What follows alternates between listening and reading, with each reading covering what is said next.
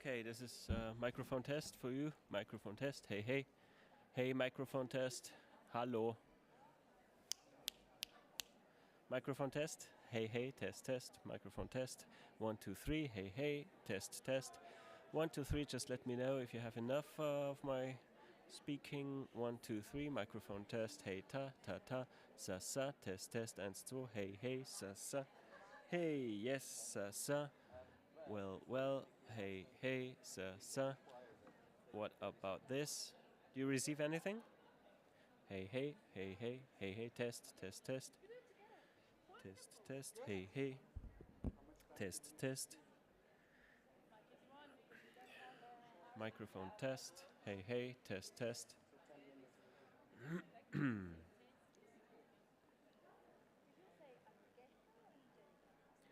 Test, test, test. Streaming, test, test for streaming. 1, 2, 3. 1, 2. Hey, hey, hey, hey, hey, hey. Test, test. What's up? Hey, hey. Test, test. So fine for you?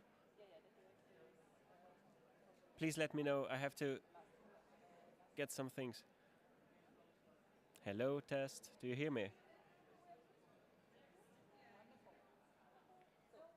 Hello.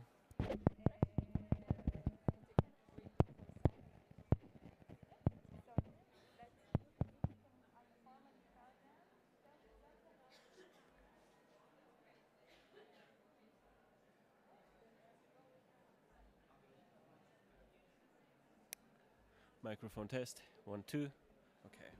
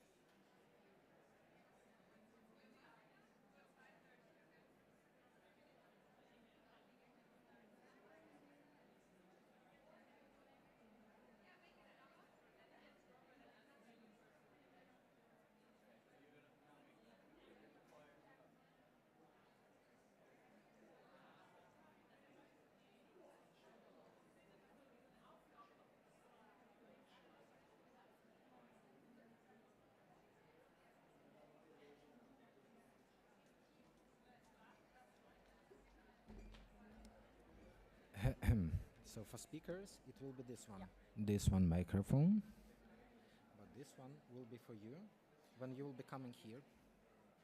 The yellow one. It's already turned on. Yellow one, and where is it? I gave it to her. Ah, okay. That's for that. Yeah. that's for. If I want to make an announcement outside. It's inside and outside. Okay. Amazing. But the rest are only inside, huh? Okay. So now you know. Yeah. Also, here is the clicker. Yeah. If anyone wants, They want. yes. So Okay. let them want if they want. Andrew, we have a little change of plan. Amazing. Again. What will it be? No, nothing. Just the director is actually good. The director can account, start up. But so Alexander and Angelica. You're welcome. That means that we don't have. But I think we didn't have before. We did. Yeah. So we will need to skip it.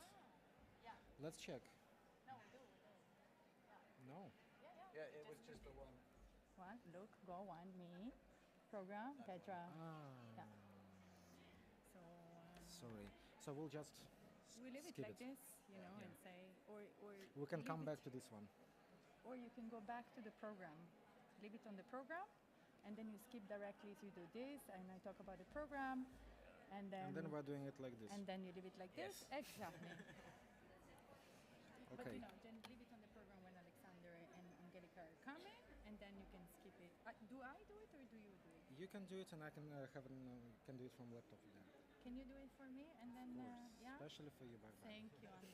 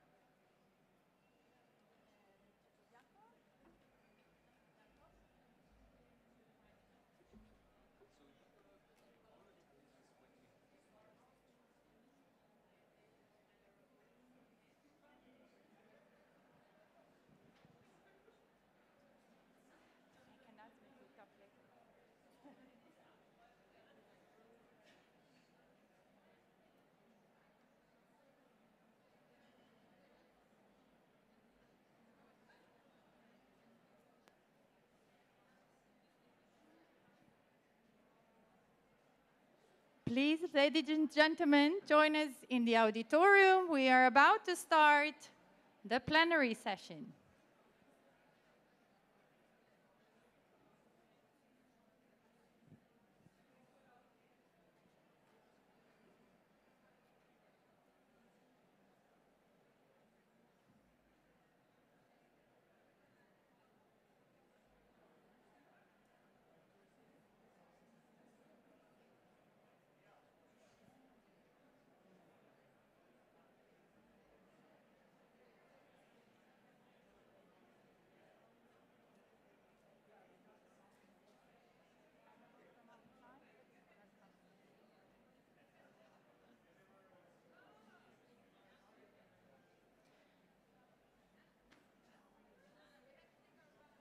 Ladies and gentlemen, please join us in the auditorium. We are about to start.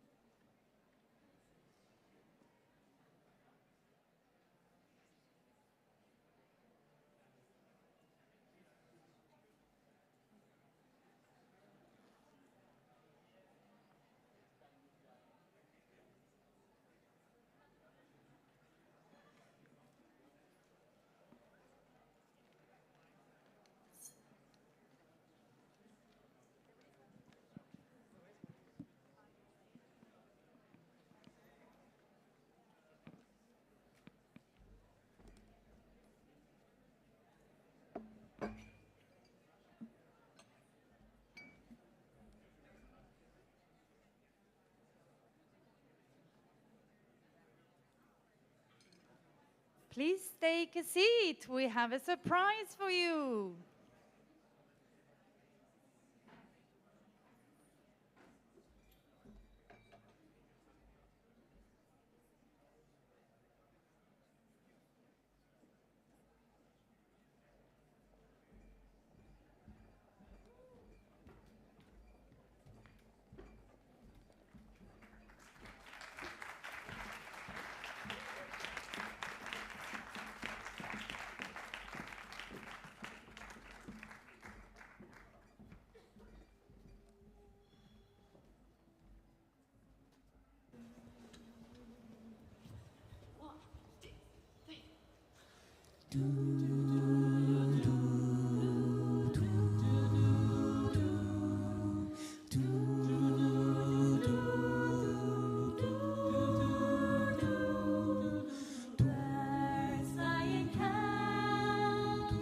You know how I feel.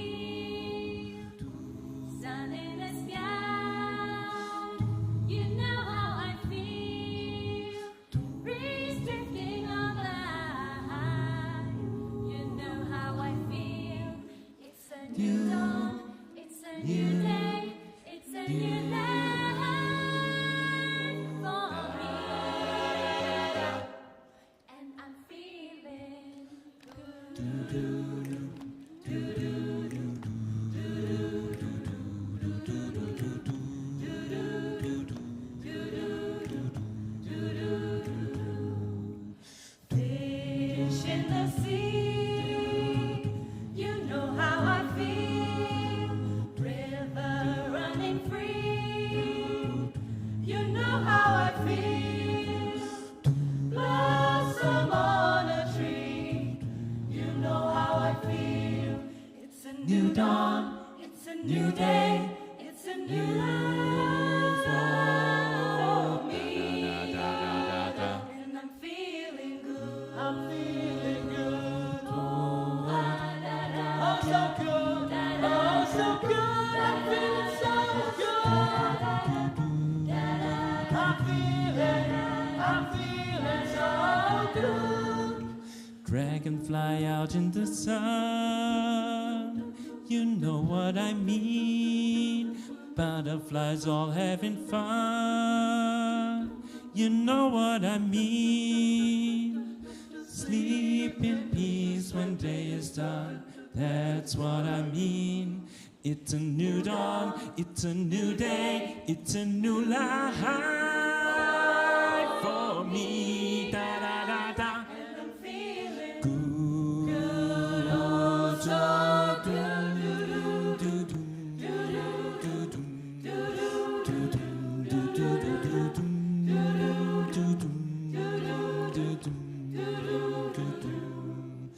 Stars when you shine, you know how I feel. Send off the pine, you know how I feel. Yeah, freedom is mine. I know how I feel. It's a new dawn, it's a new day, new life for me. Da da da da da. And I'm Feeling good. Do do do do do do do do do do.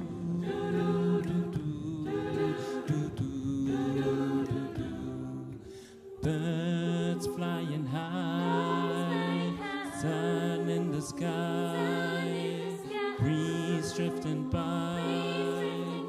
You know how I feel. fish in the sea, river so free, blossom on trees.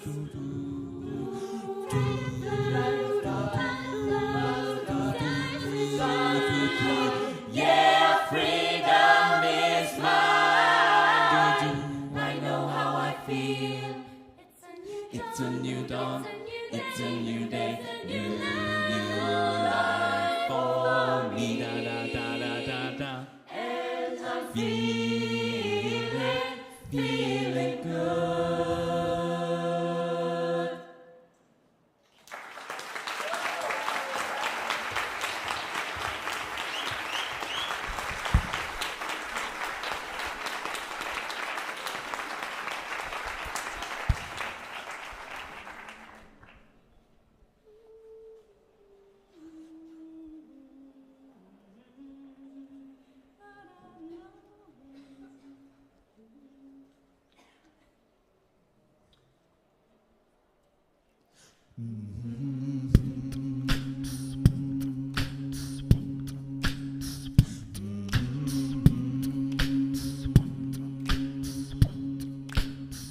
Without the light,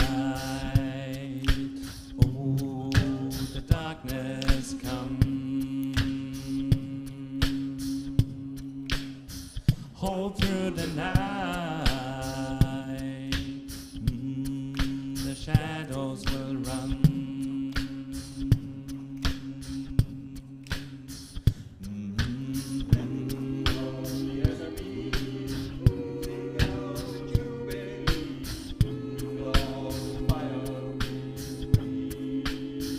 We're singing all day, you can take it.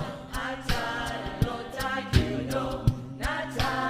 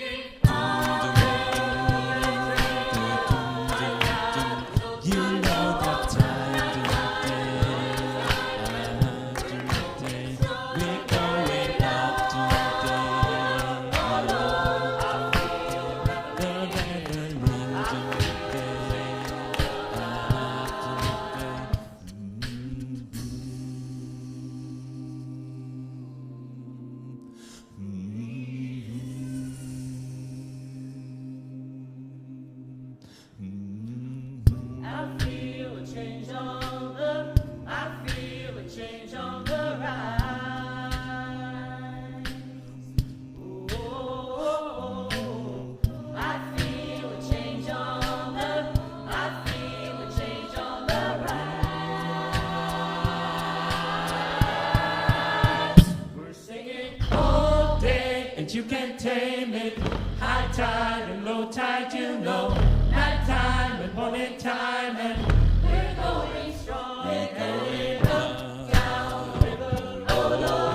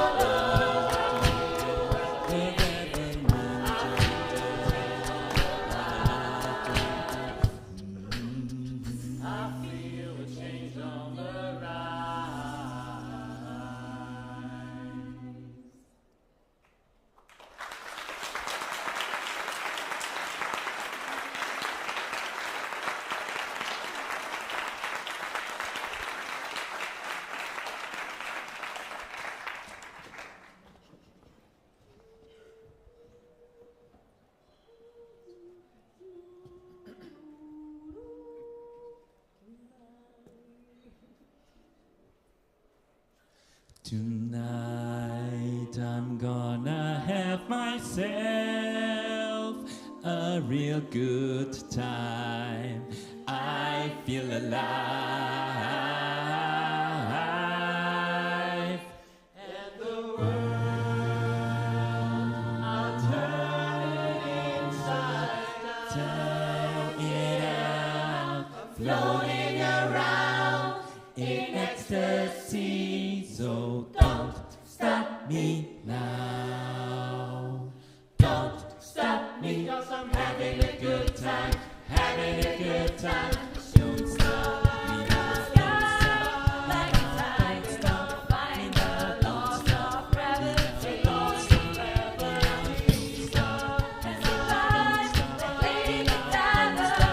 I'm gonna go, go, go, go. There's no stopping me. There's no stopping me. There's no stopping me. 260 that's why we're always the stopping. I'm trying to get the speed of light. I wanna make a supersonic man out of you. A supersonic man. Don't stop me now. I'm having such a good time, and I'm having a ball. So don't stop me now. If you wanna have a good time, you just give me a call. So don't stop me now. I'm having a good time. Don't stop me now. I'm having a good time. I won't stop at all. Don't stop me now. Don't stop me now.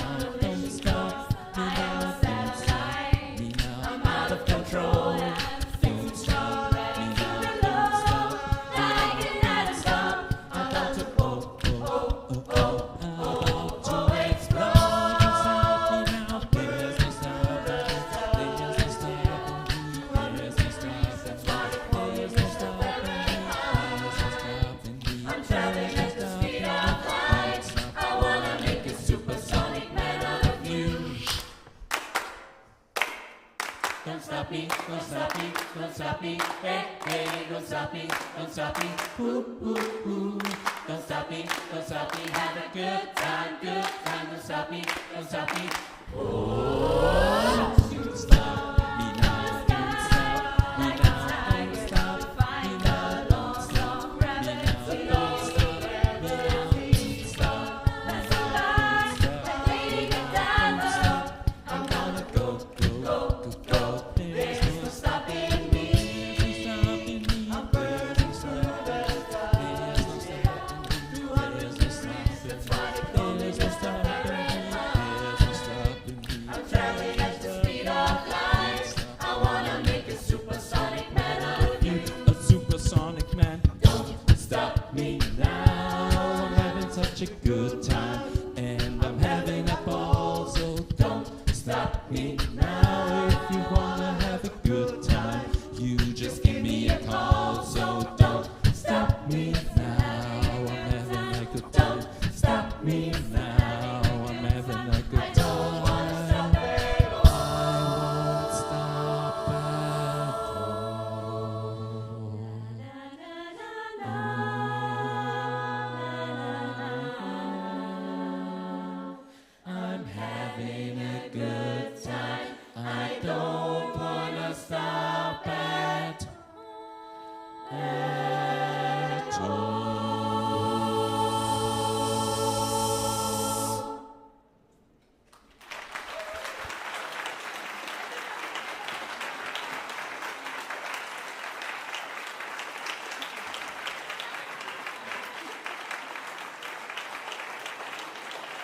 Ladies and gentlemen, the choir, the voice.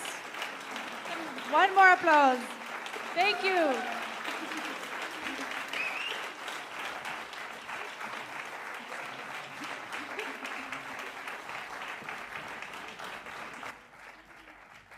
Thank you to the choir, the voice, for opening up for us, and welcome to all of you here in Vienna, in the room, and welcome also to our audience online that is following us on our website. It's my pleasure to be here with you today, and this is the welcoming and the opening session of the very first Creative Skills Week 2023. And the Creative Skills 2023 was originally thought and ideated by the manifesto of the EU Pact for Skills. And it's a joint initiative that we put here together. It's a collaboration project of the CYANOTYPES project, which is co-funded by the European Erasmus Plus program of the European Commission, specifically from the Alliance for Sectoral Corporations on Skills, and our partners, ACHN, the European Creative Hubs Network, also co-funded by the European Commission. My name is Barbara Revelli. I'm from ELIA, and ELIA is also a proud partner of the CYANOTYPES network project. So we are here today to start off our program, the main feature of the Creative Skills Week, which we have titled Anticipating Creative Futures. And we're having an exciting program ahead of us this evening and tomorrow full day. And the idea of this program is very much to bring us all together and co-create together the day and our future. I will tell you more about that in a moment, but first just a couple of practicalities. You all have hopefully received your badge. If you didn't, you can pick it up afterwards, because that will be important for our session afterwards when we move to another location. And on the back of your badge, you also have a QR code that you can use to download the event app. There is also another little thing here about the future job that you will have, but we will talk about that a bit later. So we had a little change of plans. Unfortunately, we were supposed to open with the rector of our wonderful host, the University of Applied Arts here in Vienna. Unfortunately, she got caught up by the ministry. So it's actually a pleasure for me to welcome here on stage part of the team that really made this event possible. And I can tell you that they've made an impressive effort. So it's my pleasure to welcome here on stage my dear colleagues, Alexander Damianish and Angelika Zelisko.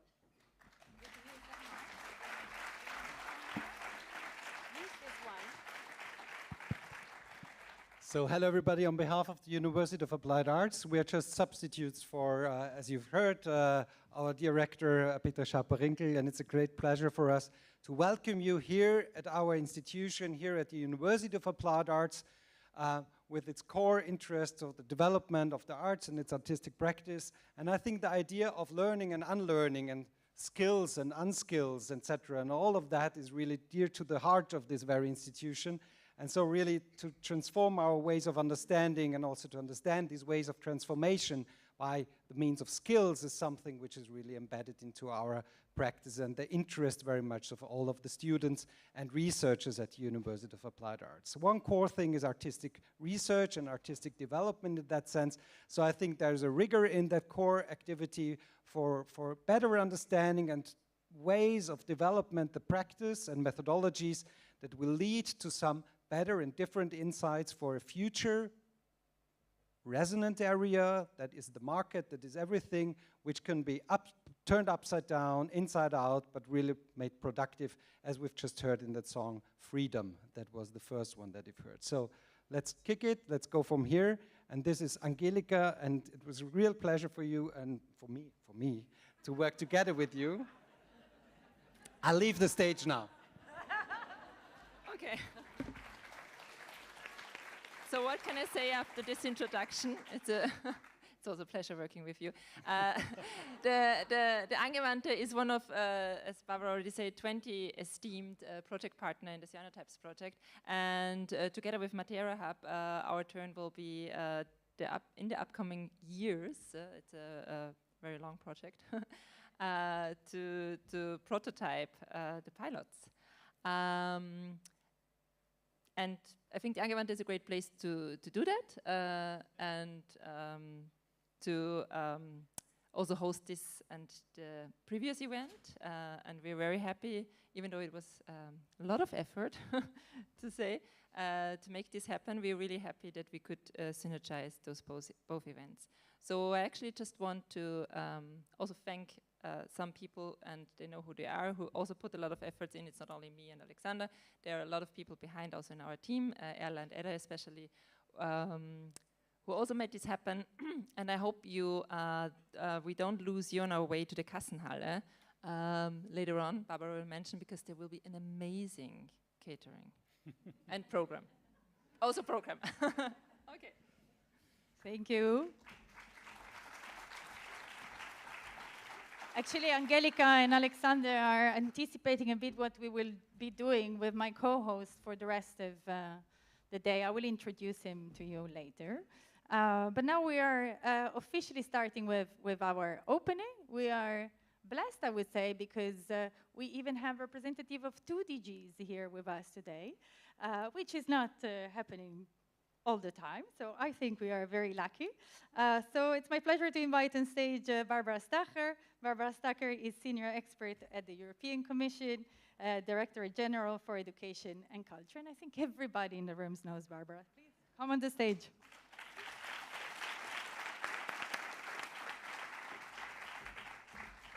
Oops. Yes, well, thank you. And thanks to all the friends and, as Vassilis calls them, family members, for being here all together. Because, I mean, it's a huge event. I mean, this is the KIC, it's the Creative Hubs Network, different events, CYANOTYPES. We get confused with all those events. So it's really great that you all are here and are still here after the whole day. And yes, and it's also great to be here with my colleague from DG Grow. First, we discussed earlier today, you know, how if it's difficult or not to work cross-sectorally. And thanks to projects like yours, we are working a lot together also. So that's really great. Now, what's the policy context of all of this? It's the EU Work Plan for Culture. So it's the Ministries of Culture. I mean, okay, it's also, Ilona will speak about the other side, the kind of the creative industries side. But the Ministries of Culture, actually, every 4 years, they do kind of a work plan. So if you do EU projects, don't forget to mention it.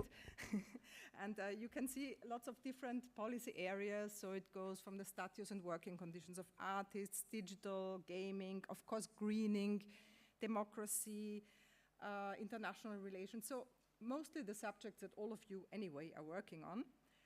And policy support goes from copyright to working conditions, skills, gender, heritage. So it's a huge bouquet of, you know, not project, but policy areas we are also working on.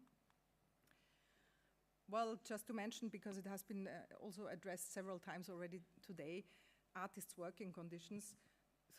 During COVID times, some governments actually, you know, they received some EU money from the Recovery and Resilience Fund. So when they wanted to disperse the money, they said, so who are the artists actually in my country? To whom should we give it? And that's when some countries realized that, you know, they have to actually find out who the artists are. And from there's a lot of activity to do laws about artist status, social security access. So we've been working with different member states throughout 2 years to produce kind of this report, which gives you an overview of how artists are more or less covered in different countries. And the Parliament, the European Parliament, actually is demanding a lot of action now on this topic. So we'll see how to continue. Well, let's go to the interesting part, funding, of course.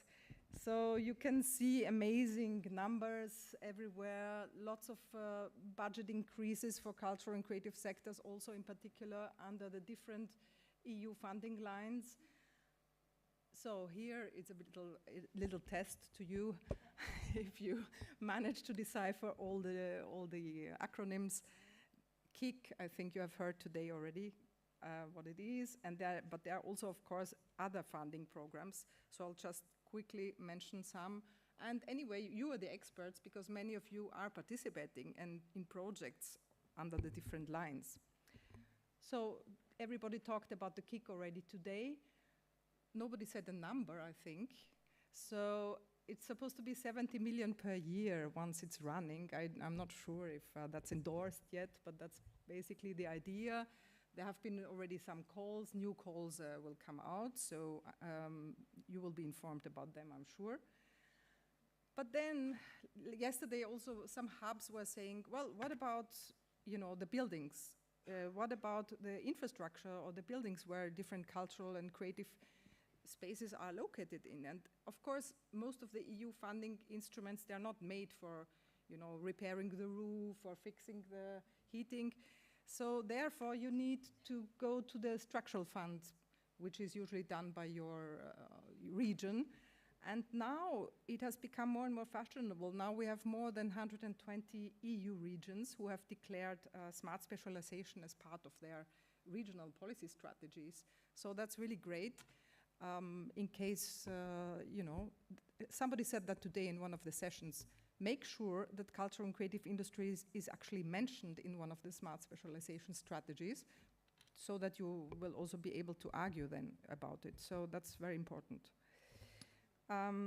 European capitals of culture, some of them are here, like Matera Hub, and Bernd Fesel himself comes from European Capital of Culture. So that's also an important catalyst, especially Košice, of course, sorry, Michal, how can I forget? So some of those ECOCs develop wonderful mechanisms to continue working on these subjects. Then we have heard today from Ars Electronica and Kersnikova. They are part of the STARTS program, which they do residencies and prizes and all kinds of interesting activities for culture and creatives themselves. And well, there's the Creative Europe program, huge program. There's no time to go into everything. I just wanted to maybe go into some things which could be useful for you. Culture Moves Europe, for example. It's a fairly new program, 21 million euro. It just started last year.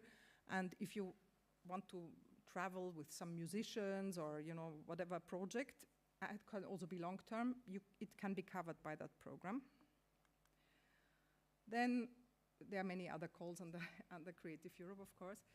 Then there's the media program, also lots of different areas they're working on. I just wanted to make sure you know about this call because, it's coming out end of this month and the quality of applications so far has not been so good. So, because especially this one is cross-sectoral, since most of you working cross-sectorally, maybe have a look. It could be interesting for you to look at that program. Erasmus, many of you know very much about Erasmus already. Then Horizon Europe, well, research, of course, many people in the culture and creative sectors, they say, this is not for us, it's so theoretical, a lot of research, but in fact, the good thing about it is it's 100% financed. So in fact, if you're doing cultural activities, networking events, you just need a university as a partner and you can organize lots of interesting things. Two projects were mentioned today, Cicerone and what's the other one, Disque? Yeah. So there are a few examples of how kind of networking activities can also happen under Horizon. And Horizon also funds the KIC, of course. Then there's an InvestEU program, so my colleague Ilona, I think she will say something about it. It also mentions culture and creativity, but in particularly interesting because some people today were mentioning how to access loans. Well, there's the InvestEU facility, which gives loans via banks, and EIB covers the risk. So that's also not in all countries, but that could also be interesting. Digital Europe, another program, more the digital side of things, also mentions education and culture, so there are also calls coming up under that one. Well, so many programs, how to find funding. So you can go to the Culture EU funding portal. There you will find interesting ideas, also coal mines, fisheries. There are lots of cultural funding in there, so you can look at that. The booklet is in all official EU languages. And of course, Creatives Unite, which has a tool of finding money. It's interesting because it's not only EU money, it's also private funding and all kinds of different possibilities. Intellectual property rights has also a different tool on finding the jungle in the different EU countries on IP, and mobility search for residencies and other possibilities. It is run by the Creative Hubs Network.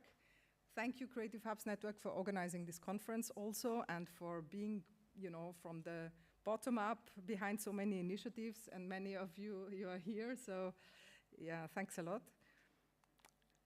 And Creative Hubs Network is also involved in the Creative Flip program, so you have here Dubravka sitting somewhere, and yeah, she can explain you all about it.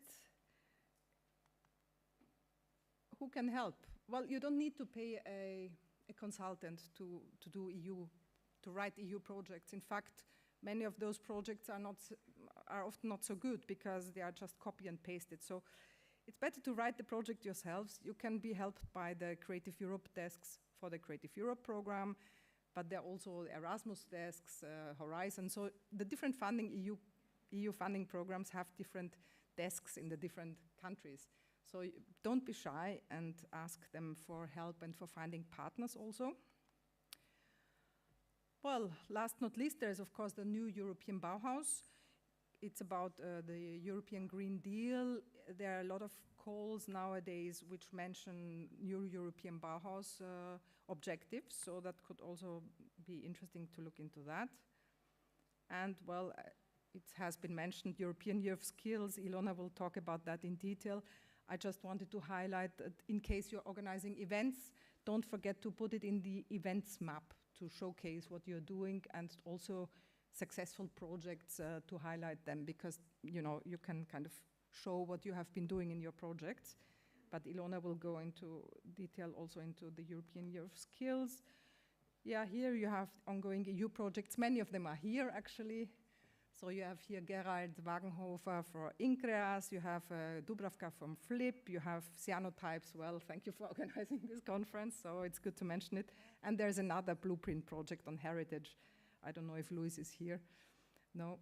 So there's lots of interesting things. Thank you very much, and I hope I didn't take too much time. Thanks. Not at all, and actually, Barbara, you introduced lots of little points also about collaboration, which is, of course, very much the purpose of this event. So thank you for that. And you also already introduced your colleagues, so please, Ilona, come on stage. Ilona Lelonek Husting. Ilona is from DG Growth. So indeed, for us at ELIA, for example, as we work with higher education in the arts, we normally work more with education, or of course with the department of Barbara, and it's a pleasure to have also Ilona here with us. Thank you for joining us. Thank you. Thank you, and good evening. It's a great pleasure for me to be here and participate in the opening of the Creative Skills Week. I warmly thank the organizers, so the CYANOTYPES Blueprint Project, European Creative Hub Networks, and our host, the University for Applied Arts in Vienna. But also I would like to thank all co-leaders and all partners of the Large-Scale Skills Partnership that have set up the Large-Scale Skills Partnership for the cultural creative industries under the EU Pact for Skills, because actually this event is all yours. So I will complement the presentation of Barbara here from the perspective of DG Grow, where I'm working, from the perspective how we support enterprises and in particular SMEs, and also how we support cultural creative industries on skills, in particular on entrepreneurial skills. So first, let me mention our mission of DG Grow for Cultural Creative Industries is to foster and support entrepreneurship, networking, skills for competitive and sustainable growth and innovation in the cultural creative industries, and also to promote their spillovers for the EU economy. So the key initiatives that I will mention today are, first of all, mobilizing stakeholders to join forces and upskill cultural creative industries workforce. I will speak about this large-scale skills partnership under the EU Pact for Skills.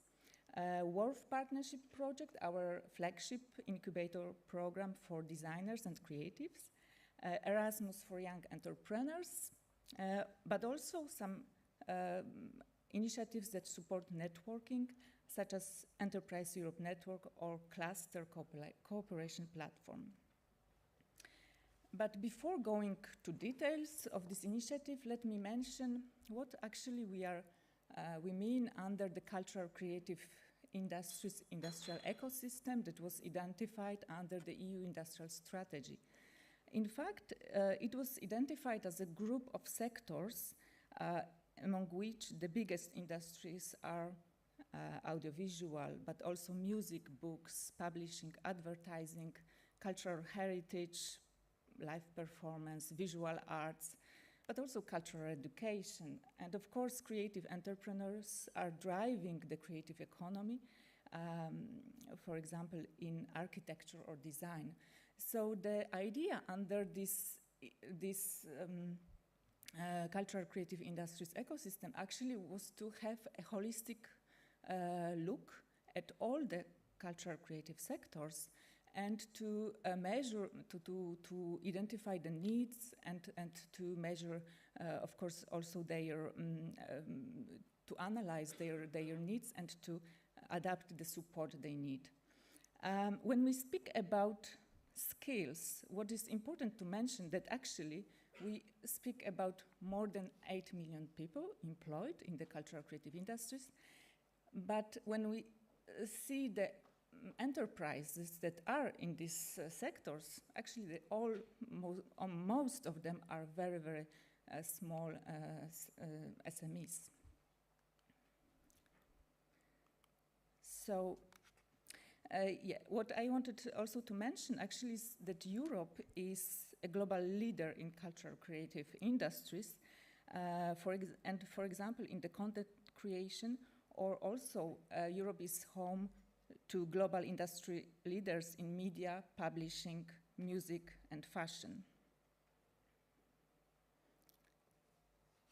Let me bring now the perspective of the EU industrial strategy, and actually the EU industrial strategy was first published in 2020, just before COVID, and actually it was updated in 2021 in order to reflect all the changes that appeared during COVID and to help all industrial ecosystems in Europe on the immediate resilient recovery, but also in order to help on this long-term transformation when we speak about the green and digital transition. So under the EU industrial strategy, these 14 industrial ecosystems were identified as a very key industries for green and digital transition. And actually creative and cultural industries have really place there. So you can see that when we speak about the EU industrial strategy at EU level, we always have in mind that also cultural creative industries are a very important part of our economy. So other industrial ecosystem, for example, textile or mobility, construction, agri-food, health, you see that now all of them also identified skills as a very important challenge for the recovery after the COVID, but also for this green and digital transition. So almost in all ecosystem, skills shortages, but also new competencies needed for the green and digital transition, and also for competitiveness and resilience were identified as a key.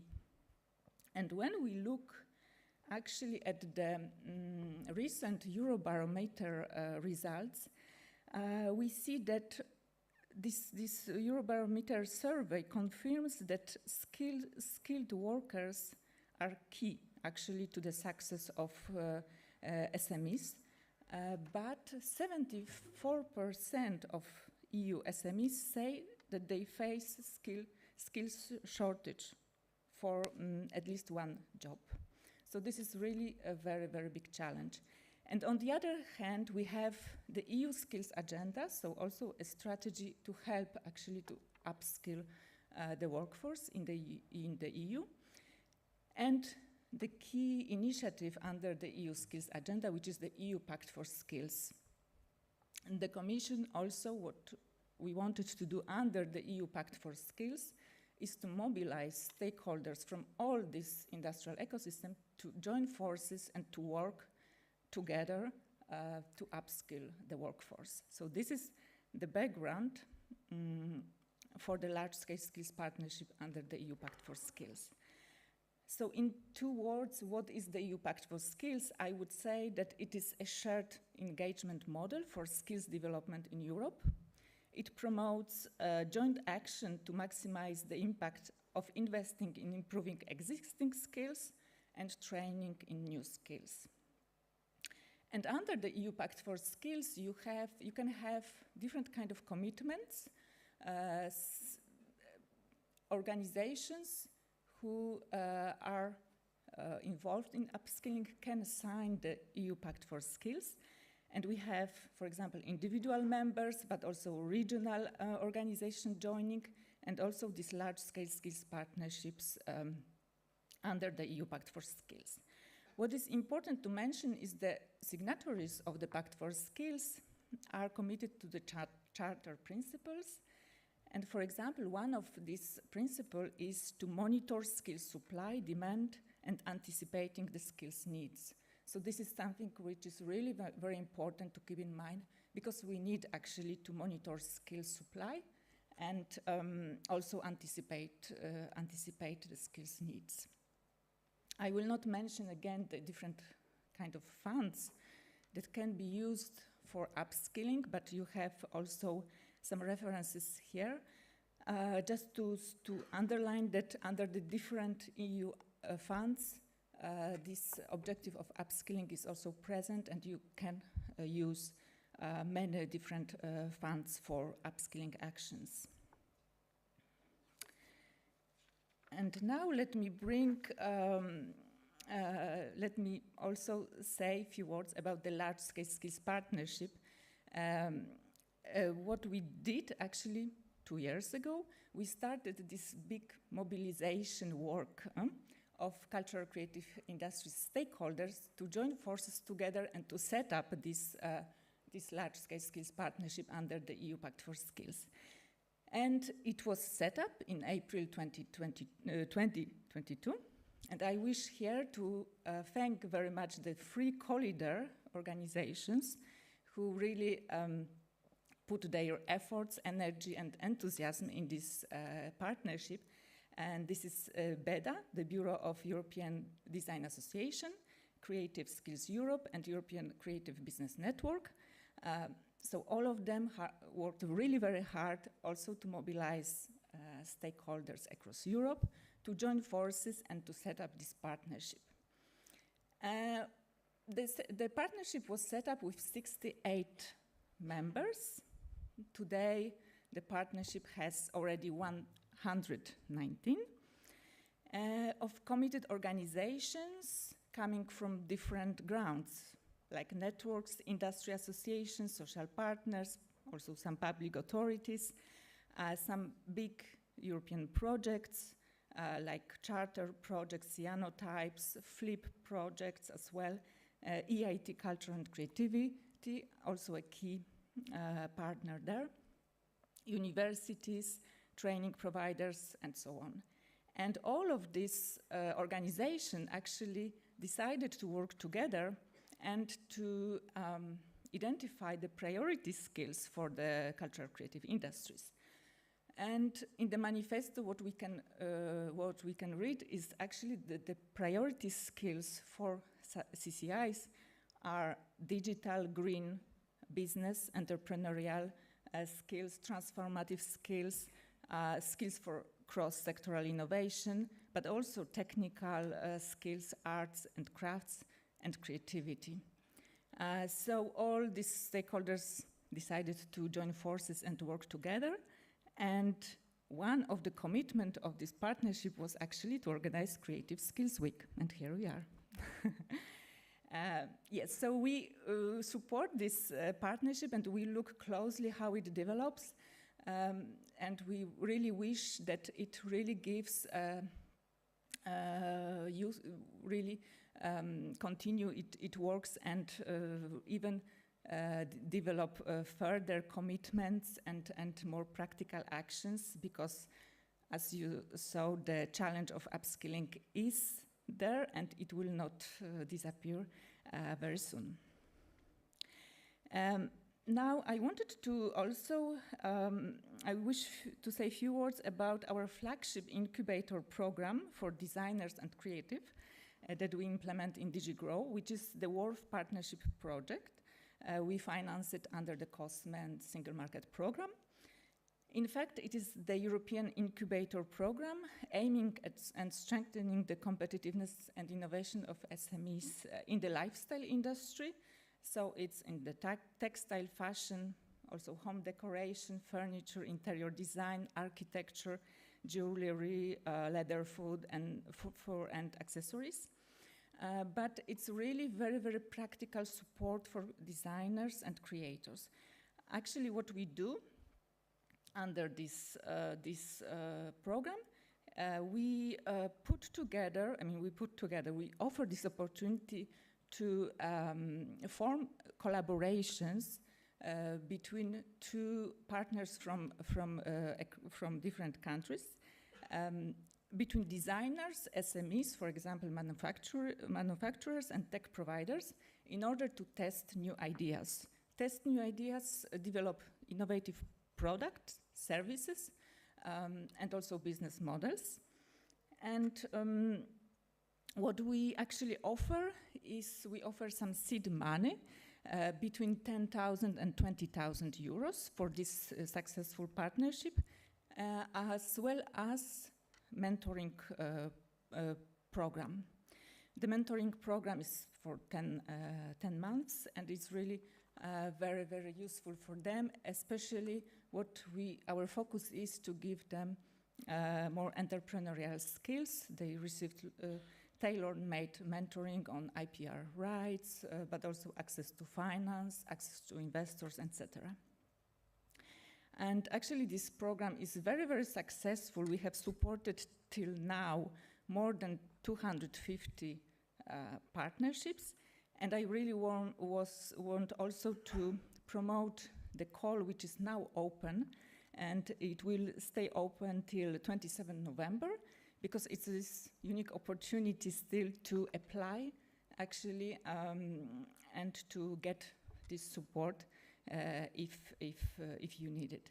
And also to mention that this kind of products or inventions that we support under this project should address some challenges such as circular economy, resource efficiency, but also advanced manufacturing, smart high-performance materials, rethinking social innovation, or reinventing craftsmanship.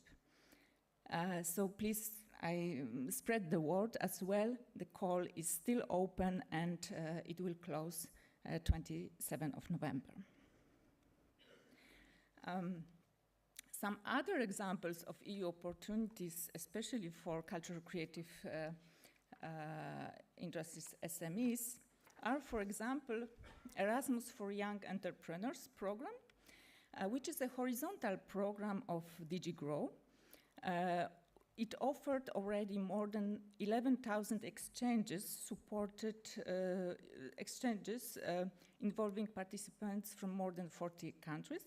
And actually how it works, the new entrepreneurs, young entrepreneur, gets on-the-job training with an experienced one from another participating country. And the European Union is supporting this exchange.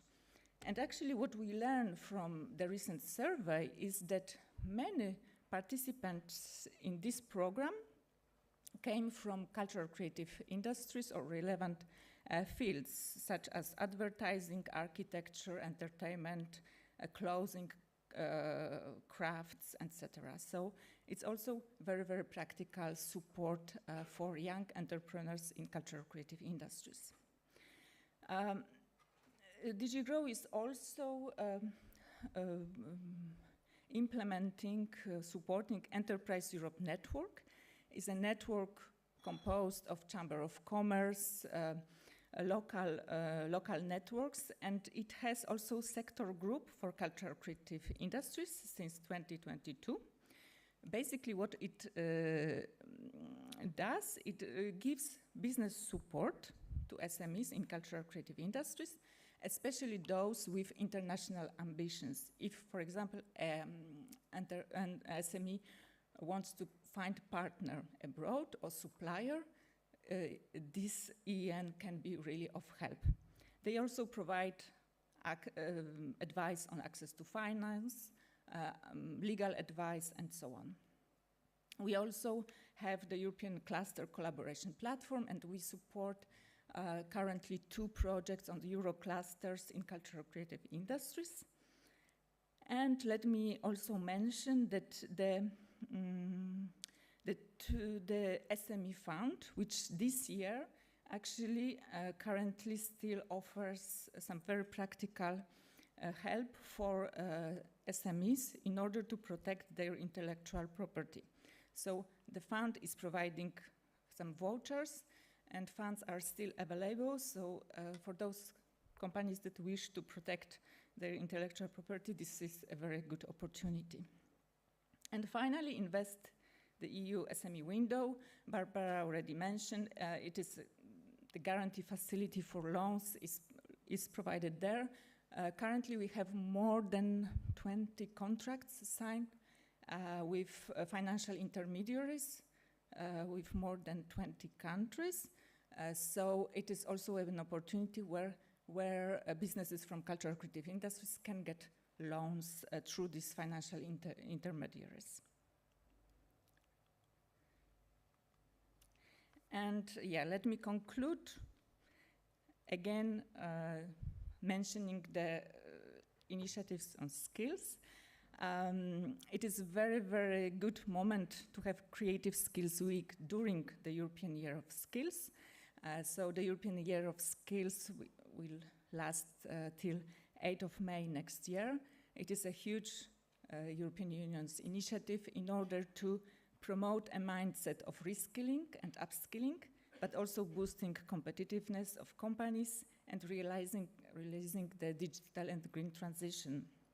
The focus is, of course, on improving investment in skills, but also strengthening skills relevance by close cooperation, matching people's aspiration and skill set with labor markets opportunities, of course.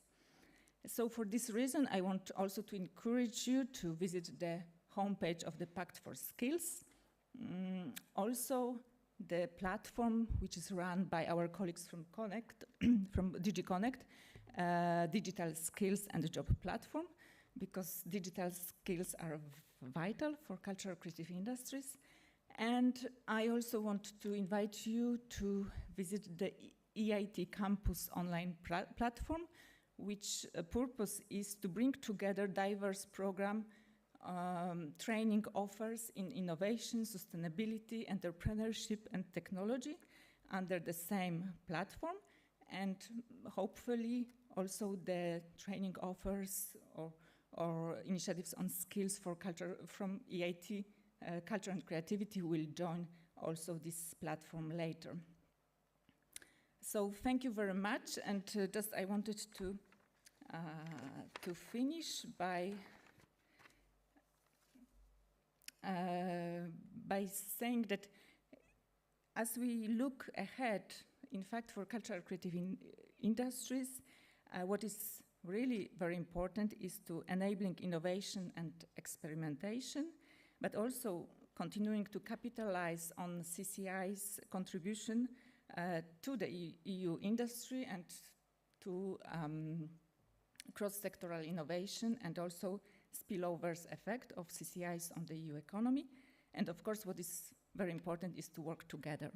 So thank you very much, and I wish you a very pleasant evening. Thank you, Ilona. So working together, that's a great cue for me to introduce our next speaker, representing the European Creative Hubs Nectar. We have with us their Vice President, Tania Santos. Welcome, Tania.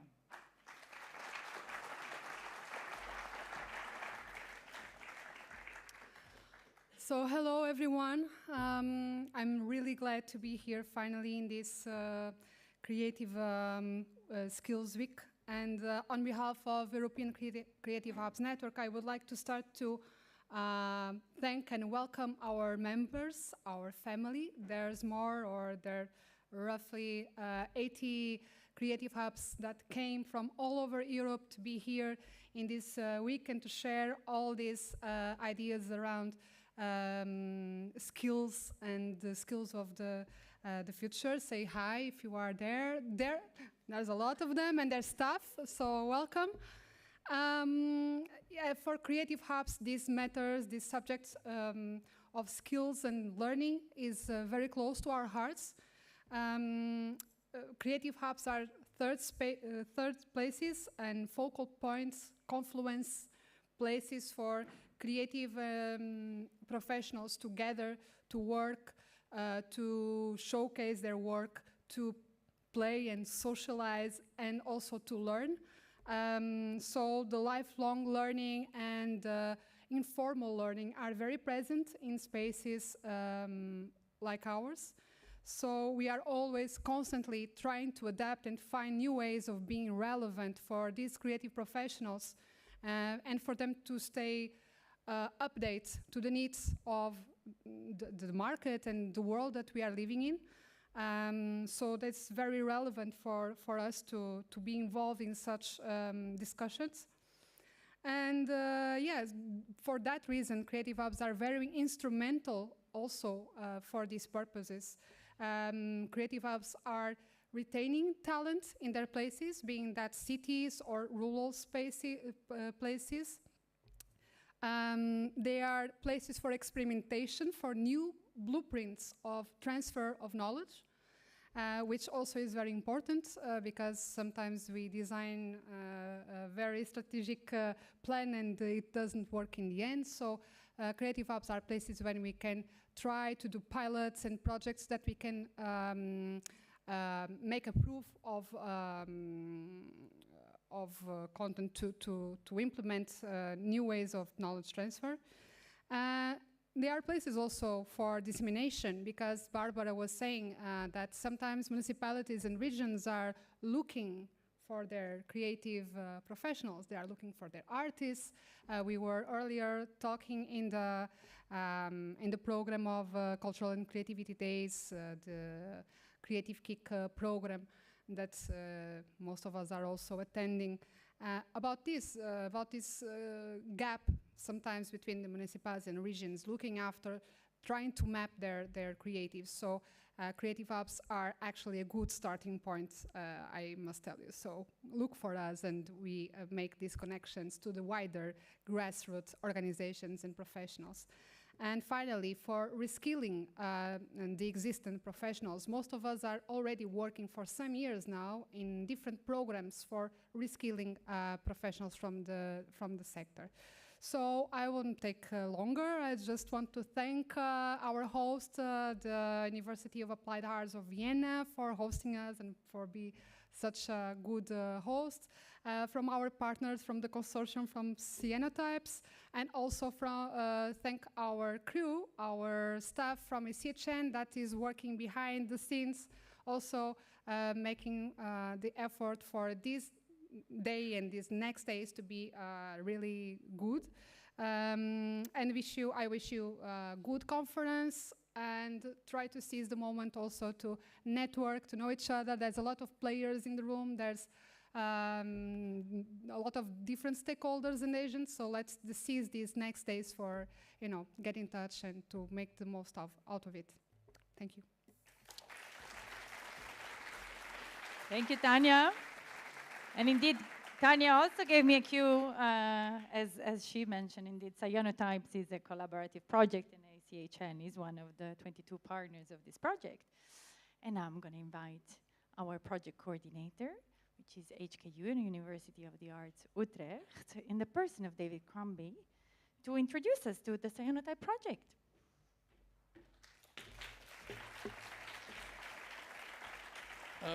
Thank you all very much. I can see everybody thinking, oh no, not another introduction.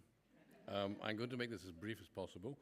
And I would like to reiterate our thanks and our appreciation on behalf of the CYANOTYPES Consortium to all the different partners and groups who've come together to make the Creative Skills Week hopefully a success. The context, I think Ilona has explained, and Barbara very well. The blueprint, the idea of a blueprint project, a blueprint for skills, is aligned to the idea of a pact for skills. So we have the Creative Pact for Skills. Many of you are members of that, and we see that as our community, the people with whom we want to engage. There are not enough of you. We want many, many more. The creative sector is not particularly well known for building up a certain amount of, what's the right word here, presence and representativeness. So we want to help with that. So that's the context. Why is it called CYANOTYPES? Well, when we were preparing the proposal, actually Gerin from the European Creative Business Network pointed out that a blueprint is a cyanotype.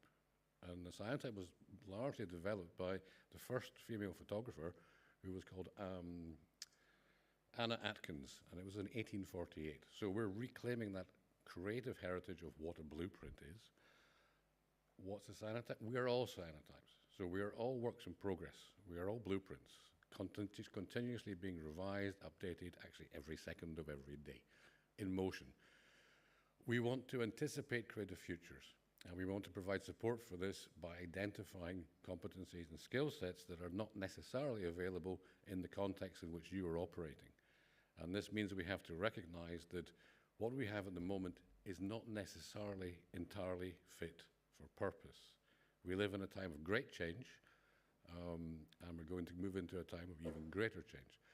So we have to anticipate strategies that will empower and enable creators to use their creative imagination and make themselves and their organizations and their regions and their sectors far more resilient. One of our mottos is that the community is the curriculum. So this means you. It's not us, it's you.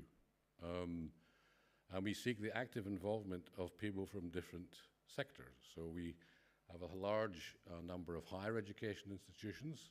We have a huge presence from the vocational and educational training networks. We're looking at informal learning, the whole spectrum. So we're not distinguishing between that. And we have a modular approach. Our idea is that over the coming years, we will co-create content that can be delivered in all these different contexts. That's a lovely and easy thing to say and a very, very difficult thing to do, because universities, for example, tend not to co-create their content. So we're moving away from an organizational vision of how we're structured towards the notion of an ecosystem. And in fact, we need to design these competence ecosystems. I'm just trying to plant some seeds here.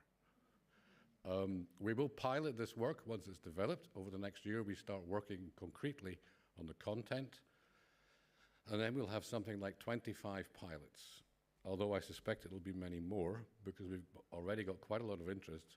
What we aim to do is to give you a package.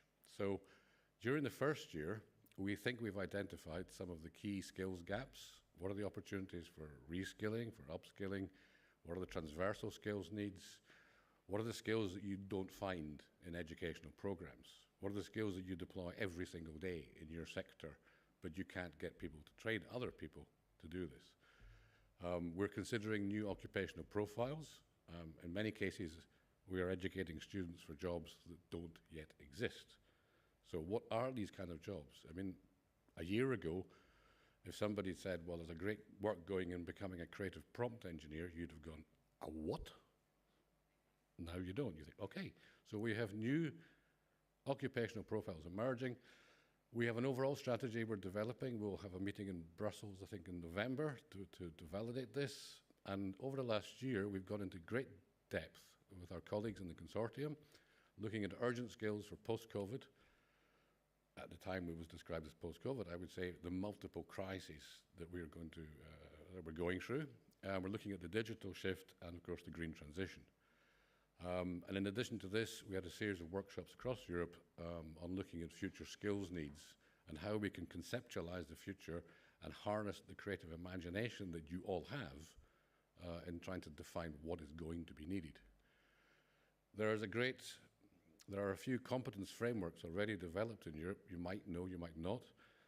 One example is the DigiComp network, looking at digital skills. Another one is Entrecomp network, which you might know or you might have run away from.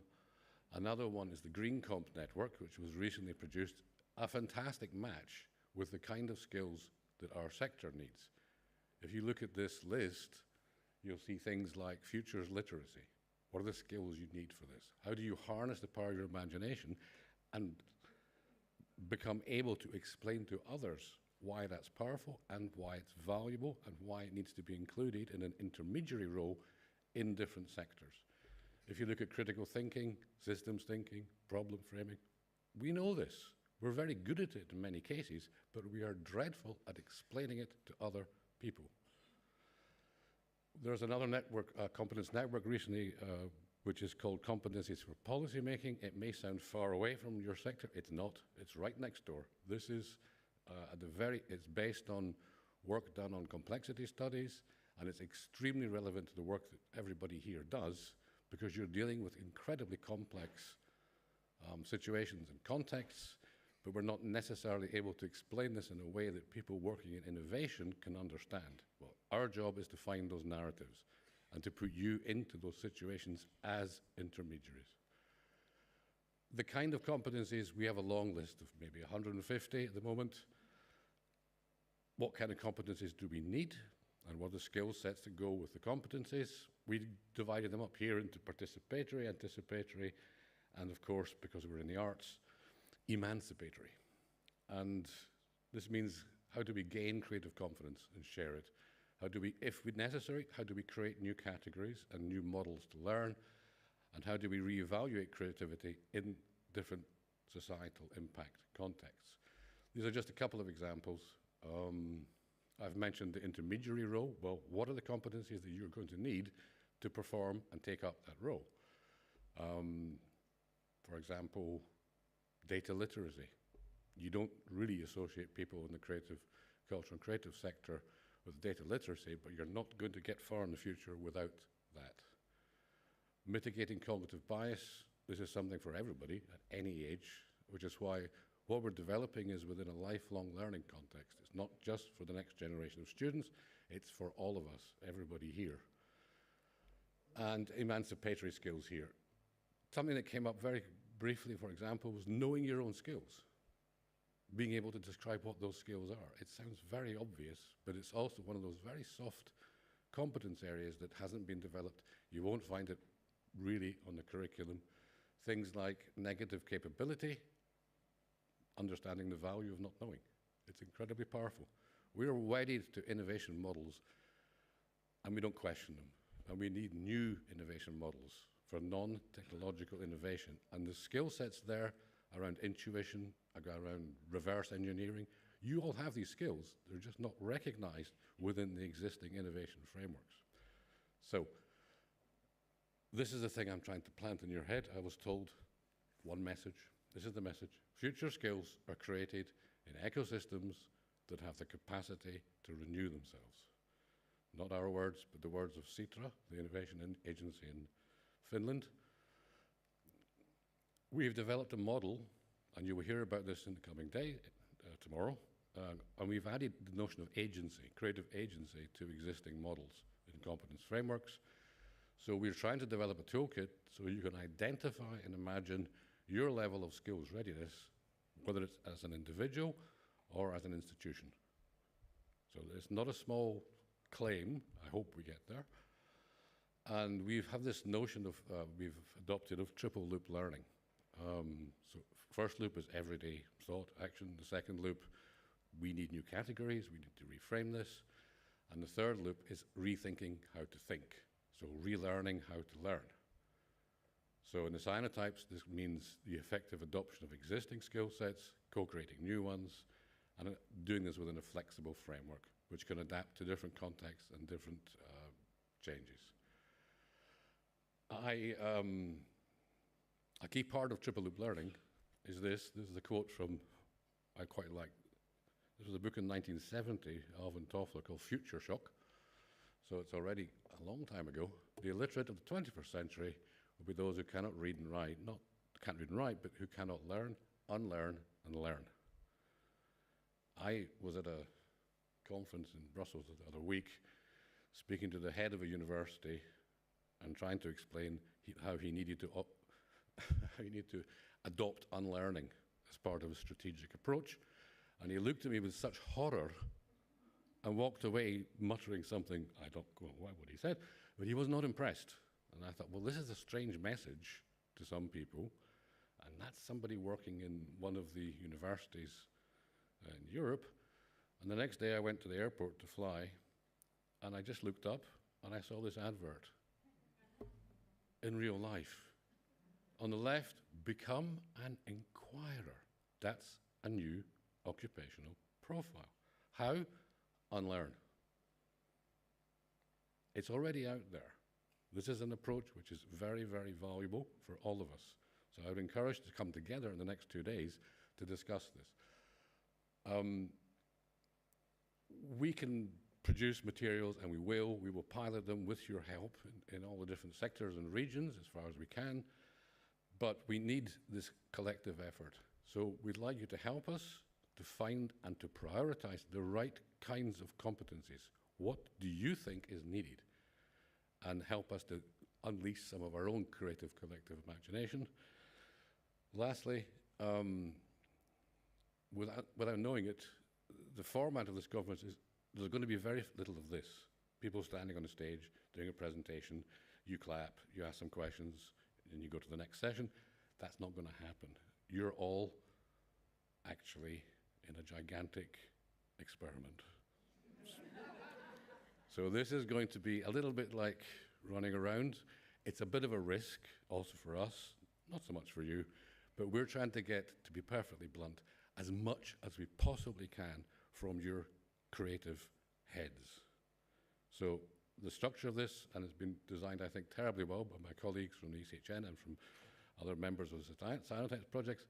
So we look forward to your engagement over the next day, and things will go wrong, but don't worry, that always happens. But I hope you will enjoy yourselves, and I hope it will be just a little bit different. Thank you.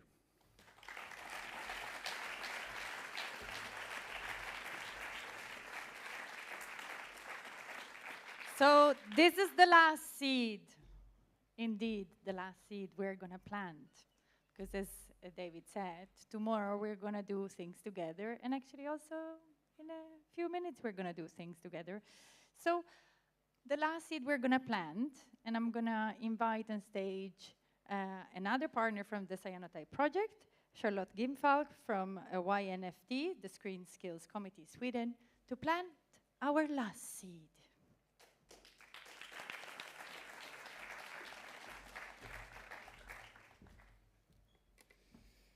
Thank you so much for being able to present the Swedish film and TV industry here in this fantastic context of cultural and creative industries. Yrkesnämnden för film och TV is what YNFT stands for, and freely translated, I would say the Screen Skills Committee of Sweden. We are doing something that hasn't been done before in Sweden, or I believe in the audiovisual industry sector. We have gathered, 3 years ago, we gathered up here, you can see the film and TV producers. There's the member organization with over 100 production companies that have joined forces with Scen & Film and Mediaföretagen, which is our social partners negotiating the collective agreement in the industry. We have the Swedish Film Institute, we have all the broadcasters, and then we have the regional film funds. And all these agencies have come together to now grab arms and really start working towards securing the skill supply in film and TV industry.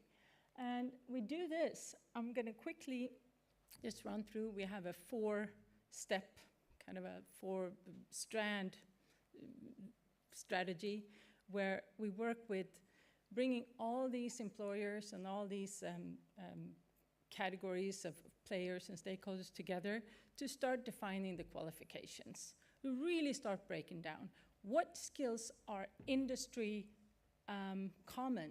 What does everyone need to know in order to work as a freelancer in our industry, and perhaps also in other sectors of the creative industries? We then break it down to micro-learning, because we have such flexible career paths, being based on freelance work and being based on the diversity of projects that we have, but no production looking like the other. We also then develop this validation method of industry validation, where industry professionals that have worked their whole lives learning their job on the job can now get their skills formally registered and documented and searchable and visible and stackable and all these things to have a lifelong career with lifelong learning as well. And then when we have these micro credentials that are both industry common, but they're also sector specific and task specific, we then collaborate with educational partners to form really strong, good fit for general entry programs, but also to create short courses that now, when the industry go up and down, of course we have a bunch of freelancers that are ready to be upskilled in very smart ways.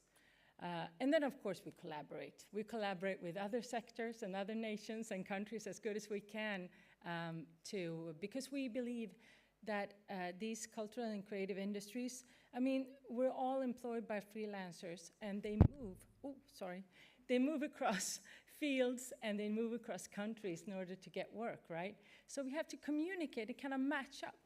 I have one slide at the top here. Let's see if I can go back to it, where I just want to, basically I wrote this, this headline, How to Mix, Match, and Master Microlearning. And this is something that I tell our industry stakeholders all the time.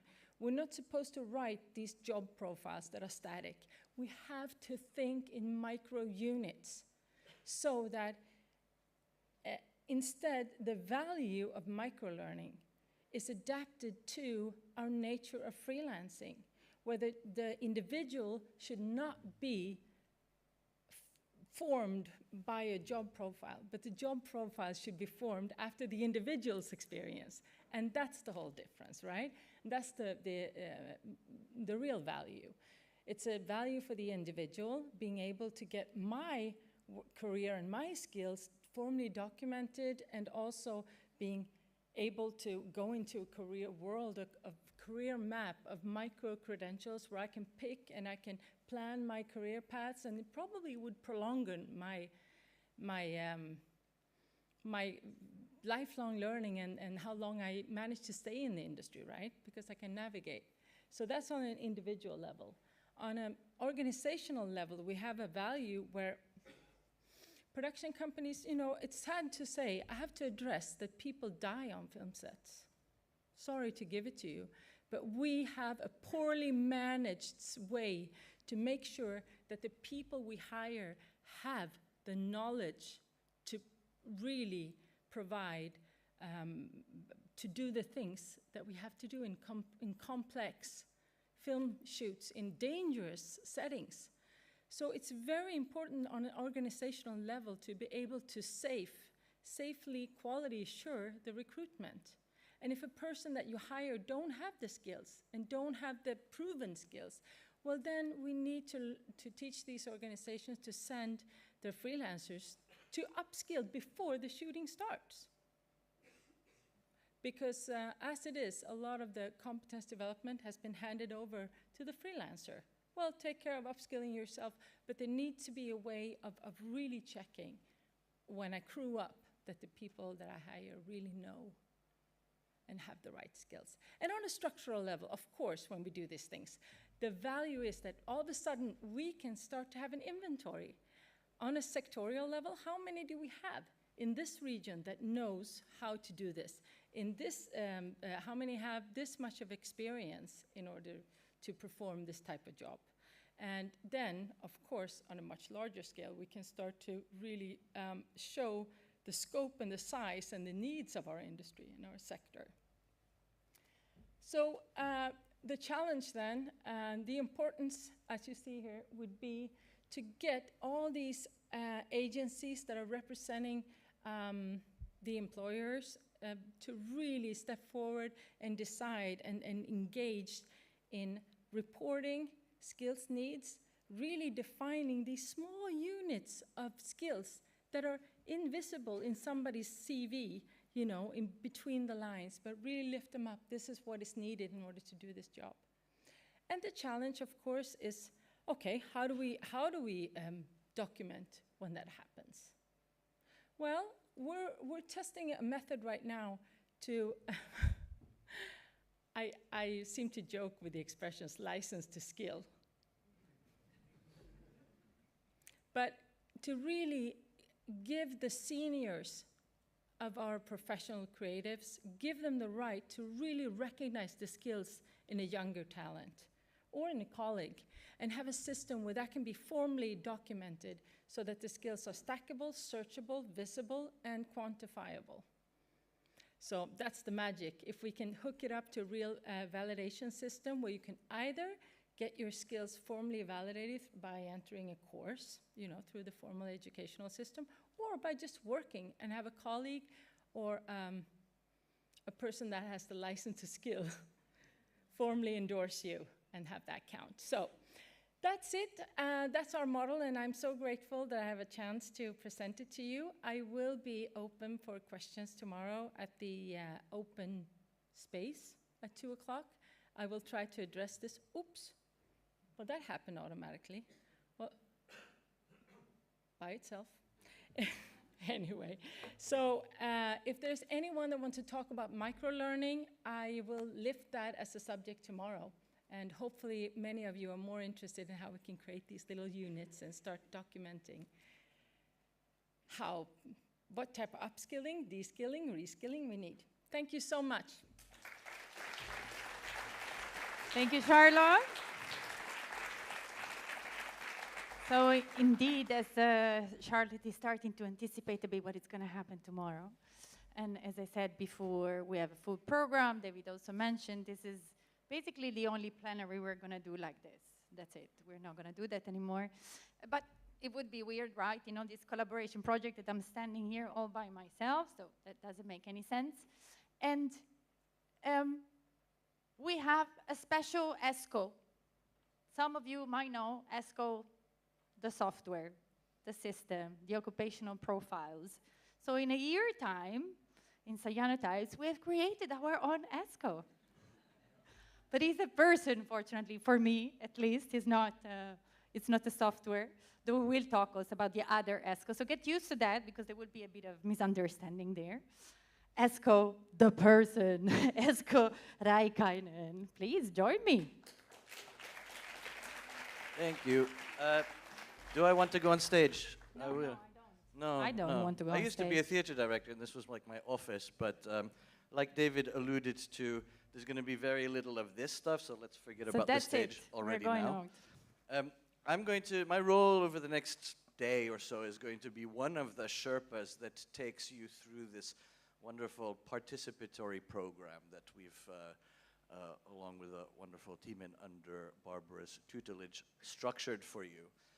It's a skeleton of activities that requires your participation to fill and populate. So things are going to look a little bit different than your traditional conference experience. So, for example, you might be looking at that board over there and think, that's highly engineered conference branding. Well, you would be wrong. because this is the wall of pain.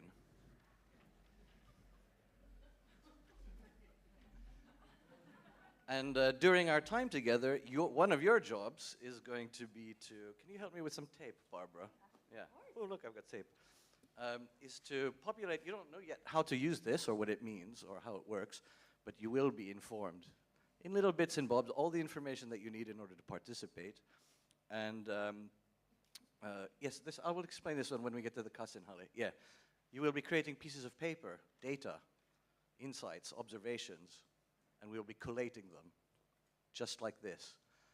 And so together, as we go through this participatory journey, we're going to create an enormous volume of novel insights and options and opportunities for how we deliver on this mission that David has articulated for us.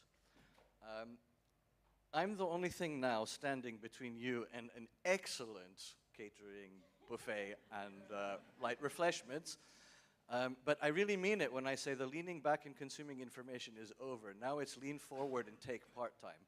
So you're going to get your first task now. It's a task you're going to do on the way between here and the Kassenhalle, which many of you maybe don't know where it is. So we will engineer a flow of you so that we all get there.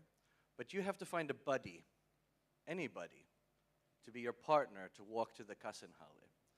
And you're going to reflect on the challenge that David has issued you, which, to rephrase, if I've written it correctly, to help us find and prioritize the right competencies needed to bring about these changes through the use of our creative collective imagination. Right?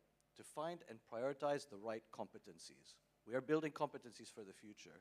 So your task on the way between here and the Kassenhalle with your buddies is to have a think of what power do you have to affect this mission? Not what could you do if you were successful in acquiring some funding and got some.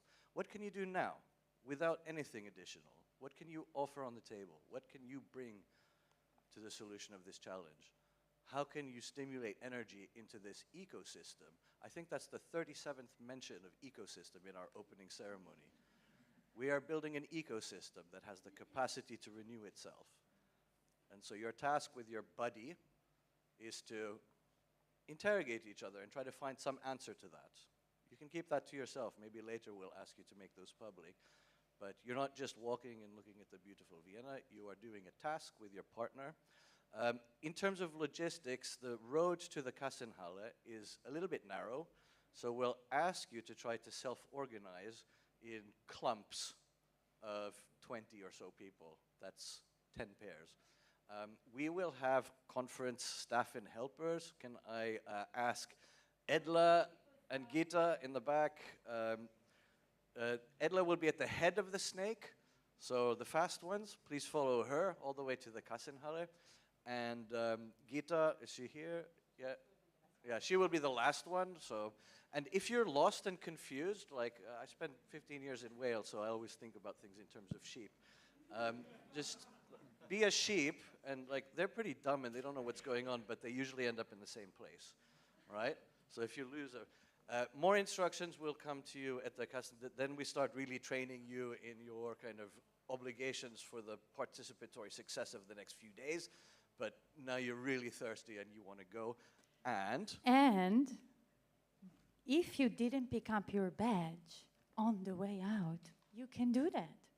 If you didn't pick up your networking card, you will want to do that on your way to the Otto Wagner Kassenhalle. Tomorrow morning, we're starting here again. So don't go back there. We're going there now. We're not going back there. But you will come back here tomorrow morning. At 9:30, we're going to start. And tomorrow, I will be really, really rigid on the timing because we have lots of things to do. So you can come here at 9, have a coffee. 9:30, we're going to start. But now, we're going to have the great food and drinks that Angelica anticipated for us. So we can join to the Kassenhalle. See you there.